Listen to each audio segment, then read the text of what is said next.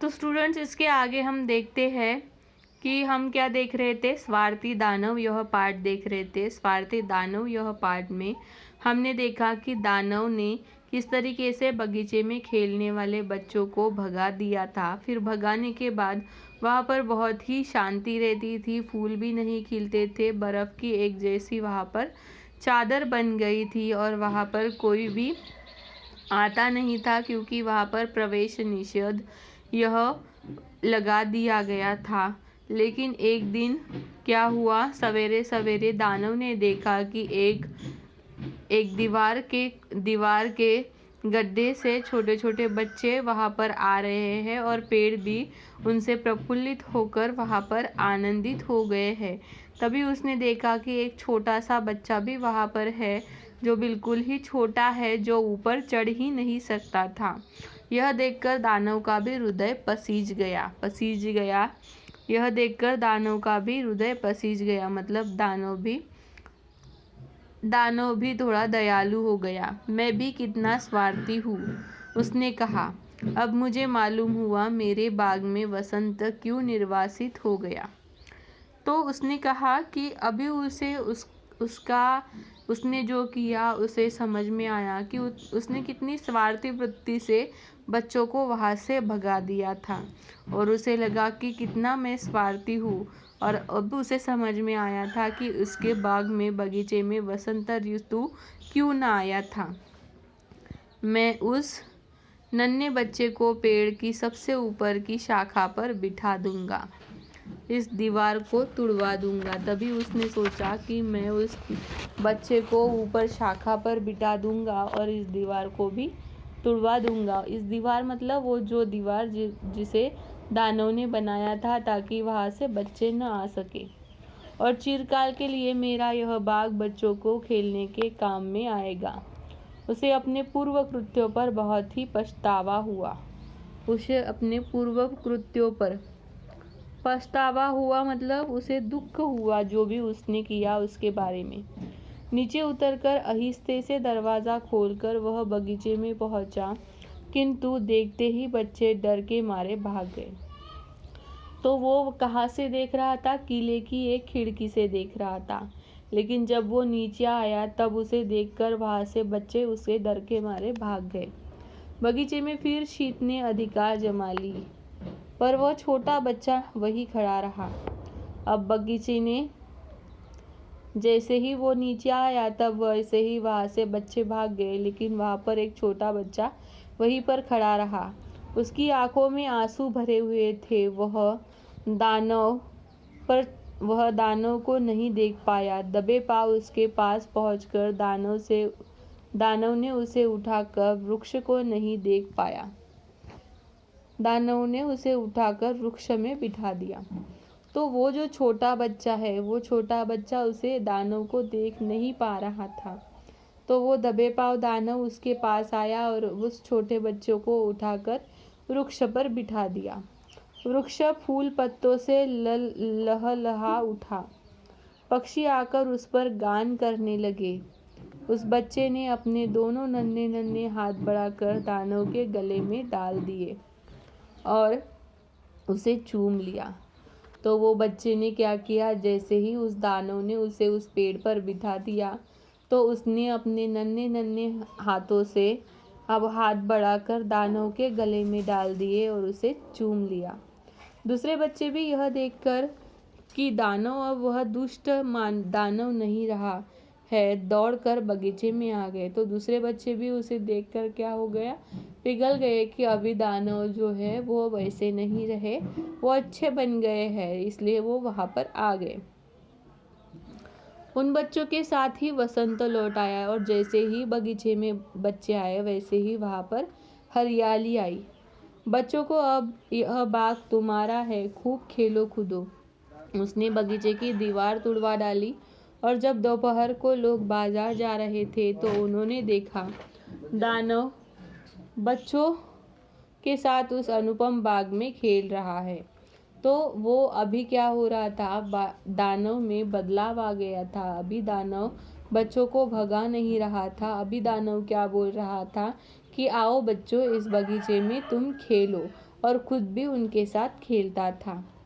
दिन भर वहाँ खेल होते रहे और शाम को वे दानव से विदा होने के लिए एकत्र हुए। तुम्हारा वह छोटा साथी कहाँ है जिसे मैंने पेड़ पर बिठाया था? दानव ने उसे बहुत प्यार करने लगा था। तो सभी बच्चों से उस दानव ने पूछा कि तुम्हारा जो छोटा साथी है जिसे मैंने पेड़ पर बिठाया था वो कहाँ पर है, क्योंकि उसके जीवन में उसी ने उसे प्यार से चूमा था। हमें क्या मालूम, बच्चों ने कहा, लगता है वह चला गया। तभी सारे बच्चों ने वहाँ पर क्या कहा कि हमें क्या मालूम, वह तो चला गया होगा, उसे कहना कल भी ज़रूर आए, दानव ने कहा। किंतु बच्चों ने बताया कि वे तो यह भी नहीं जानते कि वह कौन था। लेकिन बच्चों को वो छोटा बच्चा कौन था वो बिल्कुल ही पता नहीं था, और कहाँ रहता है इसके बारे में भी उनको कोई भी पता नहीं था। दानव यह बात सुनकर उदास हो गया। वह निराश हो गया कि उस बच्चे के बारे में अभी किसी को भी पता नहीं है। प्रतिदिन शाम को पाठशाला से लौटते समय बच्चे आकर दानव के साथ खेलते, किंतु वह बच्चा जिसे दानव इतना प्यार करने लगा था फिर कभी दिखाई नहीं दिया।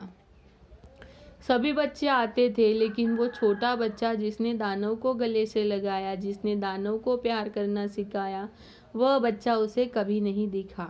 वह सभी बच्चों को प्यार करता था, तो भी उसे सुकुमार दोस्त की सदा याद बनी रहती। वह बहुधा उसकी प्रशंसा करता और कहता, मैं उसे देखकर पाता तो कितना प्रसन्न होता मतलब खुश होता। कई 100 वर्ष बीत गए। ऐसे ही कई वर्ष बीत गए। अभी दानव वृद्ध और अशक्त होने लगा। बच्चों के बीच में एक आराम कुर्सी पर बैठकर वह उनके साथ उनका खेल देखता, अपने बाग के सौंदर्य पर मुग्ध रहता। अभी दानव बहुत साल बीतने के बाद अशक्त हो गया था, मतलब वो ज़्यादा खेल नहीं सकता था, वो खेल कूद नहीं सकता था। इसलिए अभी वो क्या करता था, बच्चों के खेल के बीच में कुर्सी लगाकर देखता रहता था और खुश होता था। मेरे बाग में एक से एक फूल है, वह कहता, पर सबसे सुंदर फूल है ये बच्चे।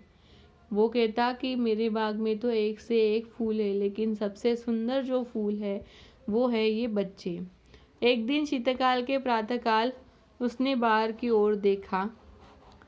अब उसे शीत से घृणा नहीं थी, क्योंकि वह जान गया था कि यह तो वसंत की निद्रा है और इस समय फूल पत्ते आराम कर रहे हैं। शीतकाल मतलब क्या है, जिस समय वसंत ऋतु नहीं रहता, जिस समय वहाँ पर कोई भी हरियाली नहीं रहती। लेकिन अभी उसे उस पर कोई भी घृणा नहीं थी, कोई भी क्रोध नहीं था, राग नहीं था। सहसा आश्चर्य से उसने अपनी आंखें मली और सामने और एक टक देखने लगा। सचमुच वह अजीब दृश्य था। बाग के एक दूर कोने में सुंदर सुंदर कलियों का आच्छादित एक वृक्ष था। उसकी डालियां सोने की थी और उसमें से एक फल लगे हुए थे। तो उसने बाहर देखा तो वहां पर उसे सोने की कलियां और फल वाला एक वृक्ष दिखा, और उसने उसके नीचे खड़ा वही बच्चा देखा जिसको वह हृदय से प्यार करता था। खुशी से पागल होकर दानव नीचे की ओर बाग में दौड़ा। तब उसे मैदान को पार कर वह बच्चे को पास पहुंचा, तो उसे बहुत खुशी हुई कि कितने सालों वर्षों बाद उसे वह छोटा बच्चा अभी वहां पर दिखा। तो वह वहां ऊपर से नीचे आया। उसके निकट पहुंचते ही क्रोध से उसका चेहरा लाल हो गया और उसने गरज कर पूछा, तुम्हें चोट पहुंचाने का किसे दुस्साहस हुआ है? तो उसे देखकर वह क्रोधित हो गया और उसे चोट लगी हुई देखकर उसने कहा कि तुम्हें चोट पहुंचाने का किसने साहस किया? उस बच्चे की उस सुकुमार हथेलियों में कीलों के 2 निशान थे और पाँवों में भी वैसे ही 2 निशान थे। तो उस बच्चे के हाथ में भी कीले के निशान थे और पाँव में भी निशान थे। नहीं, बच्चे ने कहा, ये तो प्रेम के चिन्ह हैं। तभी उस बच्चे ने कहा, ये कोई मार नहीं, ये तो प्रेम के चिन्ह हैं। कौन हो तुम बच्चे? दानव ने कहा। एक अद्भुत प्रकार की श्रद्धा उसके मन में समा गई और वह उस बच्चे के चरणों में झुक गया। तभी उसने कहा कि तुम कौन हो? तुम बच्चे नहीं हो, तुम कौन हो? तभी वो उसके चरणों में गिर गया। बच्चा मुस्कुराने लगा, बोला, तुमने मुझे अपने बाग में खेलने दिया था। आओ आज मेरे बाग में तुम चलो, वह स्वर्ग है। बच्चे ने कहा कि तुमने अपनी बाग में मुझे खेलने दिया, इस सारे बच्चों को अपनी बाग में खेलने दिया। आओ अब तुम मेरे बगीचे में खेलो। और उसका बगीचा था स्वर्ग का। स्वर्ग का बगीचा मतलब मृत्यु पश्चात का बगीचा था। मध्याह्न मतलब दोपहर के समय जब बच्चों का झुंड बाग में आया तो उन्होंने देखा उस वृक्ष के नीचे दानव का मृत शरीर पड़ा है, सुंदर सुगंधित पुष्पों से आच्छादित। तो उन्होंने देखा कि वहाँ पर दोपहर के बाद जैसे ही बच्चे वहाँ पर आए तो उन्होंने देखा कि वहाँ पर दानव का मृत शरीर पड़ा हुआ है और वहाँ पर सभी सुंदर और सुगंधित पुष्पों से आज उसका आसपास घेरा हुआ है। तो इस तरह एक दानव वृत्ति वाला इंसान किस तरीके से बदल जाता है, यह इस पाठ में हमें बताया है। किस तरीके से एक छोटे बच्चे की नन्हे हाथों से उसे चूम लेना और उसे गले लगाना उसके लिए कितना प्यार भरा होता है, और उससे एक दानव किस तरीके से एक अच्छा व्यक्ति बन जाता है। वह अपनी घृणा, वह अपना क्रोध सब कुछ छोड़ देता है और बच्चों को ही अपना मानता है। तो इस तरीके से यहाँ इस पाठ में हमने देखा। ठीक है स्टूडेंट्स, तो यहाँ पे हमारा यह पाठ खत्म हो जाता है। आगे हम देखेंगे इसके प्रश्न और उत्तर।